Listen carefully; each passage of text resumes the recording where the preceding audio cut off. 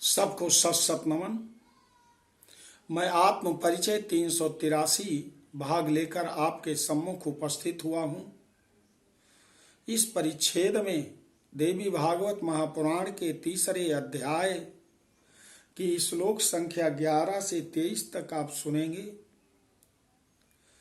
इसमें त्रिदेवों की उत्पत्ति और त्रिदेवियों की उत्पत्ति का वर्णन श्री महादेव जी बता रहे हैं।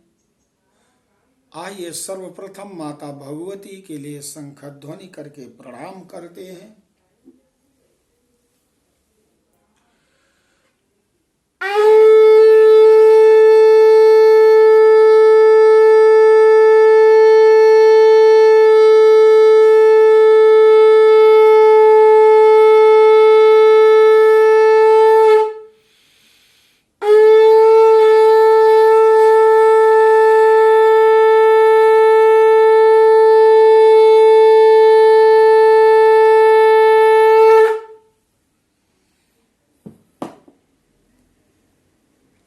श्री महादेव उवाच आसीत जगदीदं पूर्वम् अनर्क शशितारकम् अहोरात्रादिरहितम् अनग्निकर्मादिङ्गमुखम् शब्दस्पर्शादिरहितम् अन्यतेजो विवर्जितम् तत्तद्ब्रह्मेति यश्रुत्या सदेकं प्रतिपद्यते। स्थिता प्रकृतिरेका सा सच्चिदानंद विग्रहा शुद्ध ज्ञानमयी नित्या वाचातीता सुनिष्कला दुर्गम्या योगिभिः सर्वव्यापिनी निरुपद्रवा दुर्गम्या योगिभिः सर्वव्यापिनी निरुपद्रवा नित्यानंदमयी सूक्ष्म गुरुत्वादिभिरुज्झिता सृष्टिच्छा समभूतस्या मुदा सद्यस्तदैव हि अरूपापि दधे रूपं स्वेच्छया प्रकृतिः परा भिन्नाञ्जननियाभा चारुफुल्लाम्भोजवरानना चतुर्भुजा रक्तनेत्रा मुक्तकेशी दिगंबरा पीनो तुंगस्तनीभाम सिंहपृष्ठनिषेदुषी ततस्तु स्वेच्छया स्वीयै रजसत्त्वतमो गुणैः ससर्ज पुरुषं सद्यश्चैतन्य परिवर्जितं तम जातं पुरुषं वीक्ष्य सत्त्वादित्रिगुणात्मकं श्रीक्षमात्मनस्तस्मिन् समाक्रामयदिच्छया तथा सा शक्तिमान् दृष्ट्वा पुत्रोऽयं गुणत्रयीः त्रयो बभूव पुरुषा ब्रह्मा विष्णु शिवाह्याः तथापि जायते नयु सृष्टिरेवं विलोक्य साम् द्विधा चक्रे पुमांसं तं जीवं च परमं तथा त्रिधा चकार चात्मानं स्वेच्छया प्रकृति स्वयं माया विद्या च परमा चाइत्येवं सा त्रिधा भवात् माया विमोहिनी पुंसाम या संसार प्रवर्तिका परिस्पंदादि शक्तिरया पुंसाम सा परममता तत्वज्ञानात्मिका चयुषा संसार निवर्तिका। श्री महादेव जी कहते हैं, पुत्र नारद, पहले यह जगत सूर्य चंद्रमा तारों दिन रात अग्नि दिशा शब्द स्पर्श आदि तथा अन्य किसी प्रकार के तेज से रहित था। उस समय श्रुति के द्वारा एकमात्र जिनका प्रतिपादन किया जाता है वह ब्रह्म स्वरूपिणी भगवती विद्यमान थी। सच्चिदानंद विग्रह वाली वह प्रकृति रूपा भगवती शुद्ध ज्ञान से युक्त नित्य वाणी से परे निरअवयव योगियों के द्वारा कठिनता से प्राप्त होने वाली सर्वत्र व्याप्त रहने वाली उपद्रवों से रहित नित्यानंद स्वरूपिणी तथा सूक्ष्म और गुरुत्व आदि गुणों से परे हैं। उन भगवती की सृष्टि करने की इच्छा हुई, उन भगवती की सृष्टि करने की इच्छा हुई।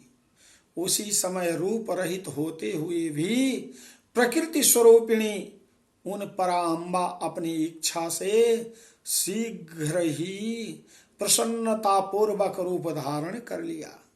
उनका विग्रह निखरे हुए काजल के समान था, विकसित कमल के समान सुंदर मुख था, चार भुजाएं थी, नेत्र लाल वर्ण के थे, बाल खुले हुए थे और दिशा रूपी वस्त्र से सुशोभित स्थूल तथा उन्नत स्तन धारणी ज्योतिर्मयी वह सिंह की पीठ पर विराजमान थी। तदनंतर उन्होंने अपनी इच्छा से अपने रजस सत्व और तमोगुण के द्वारा शीघ्र ही चैतन्य रहित एक पुरुष की सृष्टि की। सत्व आदि तीनों गुणों से युक्त उस उत्पन्न पुरुष को देखकर भगवती ने स्वेच्छा से उस पुरुष में सृष्टि करने की अपनी इच्छा का समावेश किया। यह देखकर वह शक्तिमान पुत्र तीनों गुणों के आश्रय से ब्रह्मा विष्णु और शिव नाम वाले तीन पुरुष के रूप में प्रकट हो गया। इस पर भी सृष्टि नहीं हो रही है, ऐसा देखकर उन भगवती ने उस पुरुष को जीवात्मा और परमात्मा इन दो रूपों में विभक्त कर दिया। इसके बाद वह प्रकृति अपनी इच्छा से स्वयं अपने को भी तीन रूपों में विभक्त कर दिया, माया, विद्या और परमा। इन तीनों रूप में प्रकट हो गई माया, विद्या और परमा। प्राणियों को विमोहित करने के लिए जो शक्ति है वही माया है। संसार को संचालित करने वाली तथा प्राणियों में स्पंदन आदि का संचार जो करती है वही परमा कही गई है। वही तत्व ज्ञानमयी तथा संसार से मुक्ति दिलाने वाली भी है। मुक्ति दिलाने वाली भी है। माया के वशीभूत जीव जब उस परमा शक्ति की उपेक्षा करने लग गया तब हे मुने मोहात्मिका उस माया का आश्रय ग्रहण करने वाले वह पुरुष भी विषयों के प्रति आसक्त होने लगे। हे मुनि श्रेष्ठ, उस समय वह उस माया के प्रभाव से अत्यंत प्रमत्त हो गए। तीसरी जो परा विद्या है वह स्वयं गंगा, दुर्गा, सावित्री, लक्ष्मी और सरस्वती इन पांच रूपों में विभक्त हो गई। माया कृतो ही जीवस्ताम व्यपने छत्तदा मुने ताम ताम समाश्रितास्ते अपि पुरुषा विषयैषिण बभूव मुनि शार्दूल मत्तस्तन मायया तदा सा तृतीया परा विद्या पंचधा या भवता स्वयं गंगा दुर्गा च सावित्री लक्ष्मीश्चयु सरस्वती सा प्रकृति पूर्णा ब्रह्मा विष्णु महेश्वरान। आपने 26 श्लोक तक सुना है। इसके आगे का परिच्छेद अगले आत्म परिचय में सुनेंगे। आइए आदि शक्ति माता भगवती को प्रणाम करते हैं। आपसे निवेदन करते हैं लाइक करिए, सुनिए जरूर, सब्सक्राइब भी करिए। बोलो आदि शक्ति माता भगवती की जय।